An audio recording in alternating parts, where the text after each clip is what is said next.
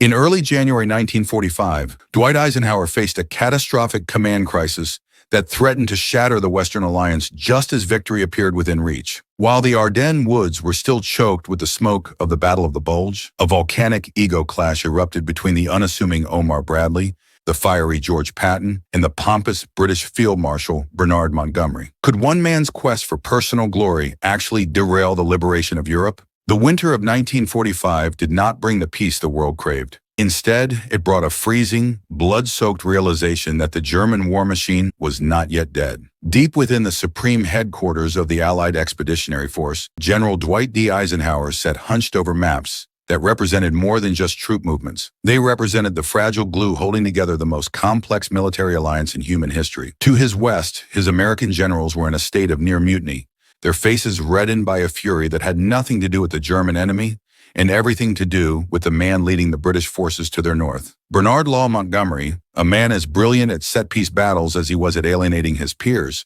had just lit a match in a room filled with diplomatic gunpowder by claiming at a press conference that he alone had rescued the disordered American lines during the Great German Counteroffensive. This was not merely a case of hurt feelings among high-ranking officers. It was a fundamental fracture in the command structure that governed millions of lives. Eisenhower found himself trapped in a claustrophobic vice between volcanic American anger and a sense of British entitlement that felt increasingly detached from the reality of the manpower on the ground. The Field Marshal was not just asking for credit, he was demanding permanent command of two massive American armies, the Ninth and the First, which would effectively place over 500,000 American soldiers under a British flag for the remainder of the war. For Eisenhower, the weight of this decision felt like carrying the entire Western world on his shoulders, knowing that one wrong move could cause the Americans to withdraw their cooperation or the British to feel relegated to the status of a junior partner before the final blow was even struck. The roots of this bitterness trace back to the 7th of January 1945,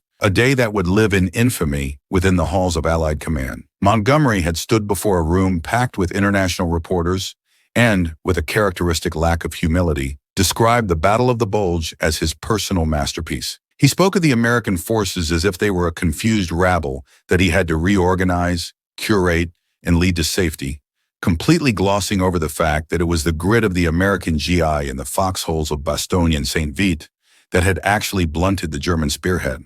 The reaction across the Atlantic was instantaneous and explosive, with American newspapers screaming that Montgomery had stolen the credit for a victory paid for in American blood, while veterans organizations back home demanded to know why their sons were being led by a man who viewed them with such thinly veiled contempt.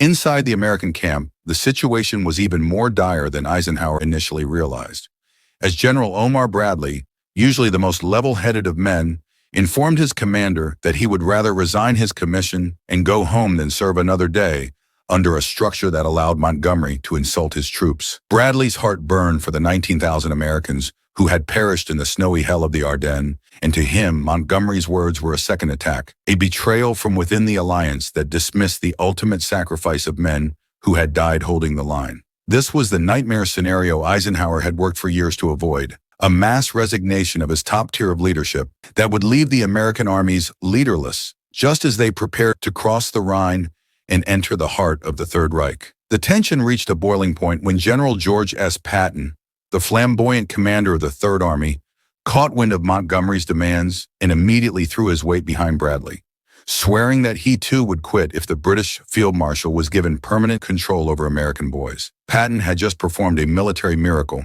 pivoting an entire army 90 degrees in a blinding blizzard to relieve the besieged paratroopers at Bastogne, and the idea of being chained up by a man he viewed as a cautious, ego-driven politician was more than his warrior spirit could endure.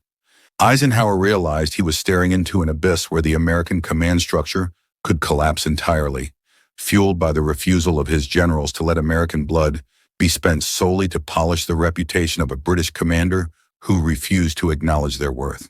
While the generals fumed, Montgomery remained largely oblivious to the scale of the disaster he had sparked, viewing his request for the Ninth and First Armies as a matter of simple military logic. To his mind, the British and Canadian forces were exhausted after 5 long years of total war, their manpower reserves dwindling to the point of desperation, and he believed that a concentrated, massive thrust in the north under his unified command was the only way to end the war by May. He viewed the American Ninth Army, commanded by William Simpson, as a vital security blanket, a fresh and powerful force of 300,000 men that he needed to compensate for the thinning ranks of his own Commonwealth divisions. However, the logic Montgomery touted ignored the political reality that the United States was now the dominant partner in the alliance, providing the lion's share of the equipment, the funding, and the men. Eisenhower knew that he could not fire Montgomery without causing a catastrophic rift with London and Prime Minister Winston Churchill, yet he also knew he could not grant the Field Marshal's request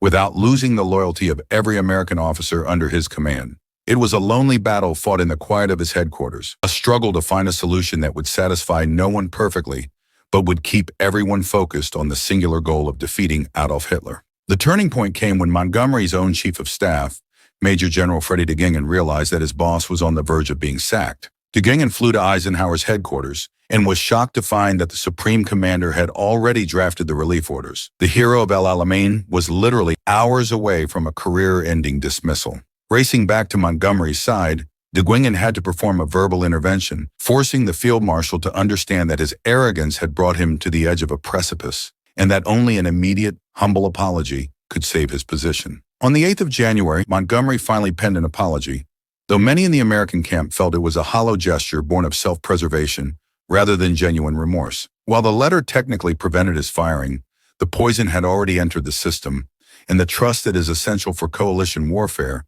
had been dissolved in the acid of his earlier remarks. Eisenhower, ever the diplomat, accepted the apology to maintain the outward appearance of unity, but in the shadows he began formulating a plan to strip Montgomery of his undeserved prize and return the balance of power to the Americans. The compromise Eisenhower eventually reached was a masterstroke of political theater and military necessity, a middle path suggested in part by Winston Churchill, who realized that British influence was waning. Eisenhower decided that Montgomery would be allowed to keep the Ninth Army temporarily, and only temporarily, for the specific purpose of the Rhine crossing, known as Operation Plunder. The First Army, however, was to be returned to Omar Bradley immediately, a move that reestablished the precedent that American armies would, whenever possible, be led by American commanders. Montgomery's face reportedly went cold when he was told the terms: no permanent command, no strategic authority over the southern sectors, and a definitive end date for his control over the Ninth Army. He protested that long-term planning was impossible without knowing his permanent force structure.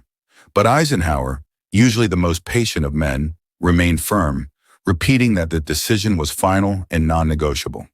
It was a humiliating reduction for a man who envisioned himself as the sole architect of the final victory, but with the threat of unemployment hanging over his head, Montgomery had no choice but to accept the crumbs Eisenhower threw him. As February turned to March, the focus shifted from the heated offices of the High Command to the muddy banks of the Rhine River, where the Ninth Army began preparing for the most elaborate river assault in history. General William Simpson, the commander of the Ninth, found himself in the awkward position of being a hostage commander, respecting Montgomery's meticulous organizational skills, but feeling the resentment of his men who felt they were being used to prop up a British ego. The planning for Operation Plunder was typical of Montgomery. Nothing was left to chance, with massive artillery bombardments, 2 airborne divisions, and thousands of boats organized for a massive set-piece spectacle. Yet even during this period of supposed cooperation, Montgomery's staff began to show their hand, drafting plans for the drive into Germany that treated the Ninth Army as a permanent fixture of the British 21st Army Group. They spoke of the advance to the Elbe and the encirclement of the Ruhr as if the American troops belonged to them by right, completely ignoring Eisenhower's directive that they were to be returned to Bradley after the river was crossed. This subtle defiance did not go unnoticed by American intelligence, and Bradley warned Eisenhower to watch the Field Marshal carefully, fearing that Montgomery would find operational reasons to delay the return of the troops indefinitely. While Montgomery was busy calculating every shell and every bridge span for his grand northern crossing, George Patton was moving with a speed that defied traditional military doctrine. Patton viewed the Rhine not as a barrier to be meticulously studied, but as a hurdle to be leaped at the first opportunity. He was determined to prove that American mobile warfare was superior to the slow, methodical inching favored by the British command, and he spent every waking hour looking for a crack in the German defenses that would allow him to steal Montgomery's thunder. The stage was now set for a race to the heart of Germany that was as much about national pride as it was about strategic objectives. On one side stood the massive, slow-moving machinery of Montgomery's Operation Plunder, and on the other, the rapid, opportunistic strikes of Patton's Third Army. Eisenhower watched from the center, knowing that the outcome of these operations would determine not just the end of the war, but the shape of the post-war world and the legacy of the men who led it. Part 1 of this drama concludes as the first American boots hit the eastern bank of the Rhine, setting off a chain reaction that would finally force Montgomery to face the consequences of his actions.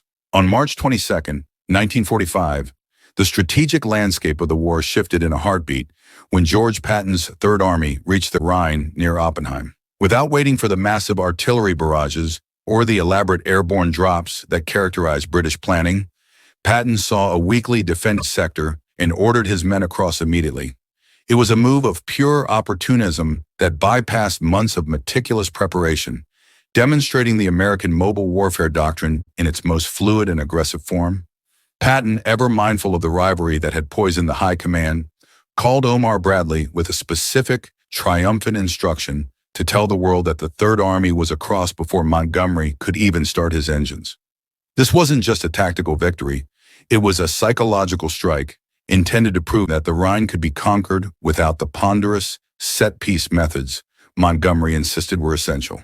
Montgomery, upon hearing of Patton's crossing, was reportedly furious, dismissing the American achievement as a piece of reckless luck that lacked the professional planning of a true military operation. To the Field Marshal, the Rhine was a formidable obstacle that required the full weight of Operation Plunder, which finally launched on March 23rd with over 300,000 Allied troops. The Ninth Army, still under Montgomery's temporary command, served as the southern prong of this massive assault, supported by a wall of artillery and airborne divisions that seized key positions behind German lines. While the operation was a resounding success and established a substantial bridgehead beyond the river, the shadow of Patton's earlier crossing loomed large. American newspapers were quick to point out that Patton had crossed with fewer casualties and virtually no preparation compared to the immense resources poured into Montgomery's spectacle. Despite the tactical success of the Ninth Army during Operation Plunder, the friction within the command structure only intensified as the Allies pushed deeper into the German heartland. General William Simpson's Ninth Army had performed excellently, yet their successes were being funneled into a British strategic narrative that sought to justify a permanent shift in command. As forces advanced beyond the Rhine on March 25th, Montgomery's staff began submitting operational plans for northern Germany that blatantly included the Ninth Army as a permanent fixture of the British 21st Army Group. Montgomery argued to Eisenhower that removing the Ninth Army now would be militarily foolish and would disrupt the encirclement of the Ruhr industrial region. He was once again using operational necessity as a shield to extend his authority indefinitely, exactly as Bradley and Patton had predicted months earlier. The irony of Montgomery's demand for American resources was a jagged pill for the U.S. commanders to swallow, especially given the history of the previous year. Patton and Bradley remembered all too well how their own armies had been starved of fuel in September 1944 to support Montgomery's disastrous failure during Operation Market Garden. Now Montgomery was asking to steal those resources and men again to fuel his own drive for personal glory in a march on Berlin. For the Americans, this was the final proof that for the Field Marshal, the alliance was merely a tool to prop up his own reputation at the expense of American blood and strategic independence. By early April, Omar Bradley decided that the time for diplomatic patience had ended. Montgomery had been given his Rhine crossing, the operation was a success, and it was time for Eisenhower to honor his promise. Bradley was adamant that the Ninth Army must return to the U.S. 12th Army Group immediately to prevent Montgomery from manufacturing further excuses for delay. Eisenhower, recognizing that his own credibility with his American generals was on the line, agreed that the temporary arrangement must end. On April 4, 1945, the Ninth Army officially returned to American command, a transfer that was final and non-negotiable. Montgomery's reaction was one of predictable protest, as he appealed directly to Winston Churchill, claiming that stripping him of the Ninth Army would doom the northern advance and made no military sense. However, the political wind had shifted, and Churchill, recognizing the overwhelming dominance of American manpower and the damage Montgomery had already done to Anglo-American relations, refused to intervene. This silence from London was the final admission that the British Empire was now the junior partner in the crusade to liberate Europe. For the remainder of the war, Montgomery would command only British and Canadian forces, his grand vision of leading a massive, multinational Allied thrust to Berlin effectively dead. The return of the Ninth Army to Bradley's command re-established the fundamental principle that American soldiers would be led by American officers, using American operational methods. General Simpson's Ninth Army continued its rapid advance into Germany under Bradley's direction, eventually linking up with Soviet forces at the Elbe River later that April. This rapid progress further highlighted the contrast between the American mobile doctrine and Montgomery's slower, more methodical approach. Even with the support of American strength during the Rhine crossing, Montgomery had been unable to match the speed of Patton's armored columns, proving to Eisenhower that the Field Marshal's cautious style was no longer suited for the final, fast-moving stages of the war. Eisenhower's handling of this command crisis was a masterpiece of strategic patience and political maneuvering. By giving Montgomery enough rope to hang himself with the temporary command of the Ninth Army, Eisenhower allowed the Field Marshal to demonstrate his own limitations and his inability to prioritize the alliance over his own ego. When Montgomery inevitably tried to exploit the situation, Eisenhower had the moral and military justification to strip him of his American forces once and for all. The gamble of giving Montgomery one last chance after the disaster of Market Garden was risky, but it ultimately preserved the unity of the Allied command during the war's most critical final months. The fallout from the January press conference had permanent consequences for Montgomery's legacy among his peers. While he had liberated the Dutch population and captured vital German ports with his Commonwealth forces, he did so in relative isolation from the primary American strategic thrust. He had lost the trust of the men he needed most: Bradley, Patton, and Eisenhower. And in doing so, he lost his seat at the table where the final victory was orchestrated. His vision of a great northern thrust to Berlin didn't die in a German ambush. It died in a press room because he chose his personal reputation over the collective trust of the alliance. The broader historical lesson of this conflict is that coalition warfare is built entirely on the foundation of mutual trust and shared sacrifice. Montgomery's dismissal of the 19,000 Americans who died in the Ardennes meat grinder was not just a PR blunder. It was a fundamental betrayal of the soldiers who made his own strategic plans possible. To the GIs in the foxholes, the Field Marshal's words felt like a second attack from their own side, one that attempted to erase their suffering to highlight his own brilliance. Eisenhower understood that a commander who does not respect the blood of his allies cannot be trusted to lead them. As the war in Europe drew to a close in May 1945, the command structure remained as Eisenhower had redrawn it in April: American-led and American-focused. The Ninth Army's role in the final victory, achieved under the direction of Bradley, served as a testament to the effectiveness of the American command structure when freed from the political machinations of Montgomery. The Field Marshal accepted the surrender of German forces in his sector on May 4th, but the victory was bittersweet, as he knew he had been sidelined from the ultimate prize of leading the entire Allied force into the heart of the enemy capital. Looking back at the crisis of early January, it is clear that Eisenhower was fighting two wars simultaneously, one against the Wehrmacht and another to prevent the Western world from eating itself before the victory was won. He sat in the middle of volcanic fury and pompous insistence, carrying the weight of an alliance that was fraying at the seams. His decision to offer a compromise, one army for one operation, was a brilliant strategic gauntlet that Montgomery was bound to struggle with. It was a solution that satisfied no one at the time, but kept everyone in the war long enough to finish the job. The military logic that Montgomery championed, the broad front strategy being a waste of resources, was secondary to the political reality that a commander must maintain the loyalty of his subordinates. Eisenhower understood that he could not keep Montgomery happy and keep his American generals loyal at the same time. He had to choose.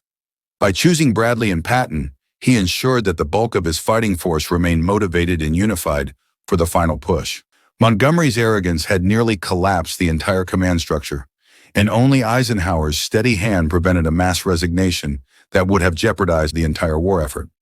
Ultimately, Bernard Montgomery's career was saved by the quick thinking of his subordinate, Freddie de Guingen, but his influence was never the same. The apology he was forced to write was a temporary bandage on a deep wound that never fully healed. As the dust settled over the ruins of Nazi Germany, The map of Europe was drawn by American speed and American power, leaving the field marshal to wonder what might have been if he had only learned to share the credit with the men who were doing the fighting and dying. The story of how Eisenhower stripped Montgomery of 300,000 American soldiers is more than a tale of military logistics. It is a profound study in the psychology of leadership. It reveals the delicate balance required to lead a coalition of nations and the heavy price of ego in a time of total war. Montgomery was given every opportunity to lead, but he proved that he was a master of the set piece and a novice of the human heart. Eisenhower, the diplomat general, won the final battle of the war, not just with tanks and planes, but with the wisdom to know when to give a man enough rope to decide his own fate. Do you believe Eisenhower was right to compromise by letting Montgomery keep the Ninth Army for one last operation? Or should he have stripped him of all American troops immediately after the press conference insult? Let us know your thoughts in the comments below, and don't forget to subscribe and hit the notification bell.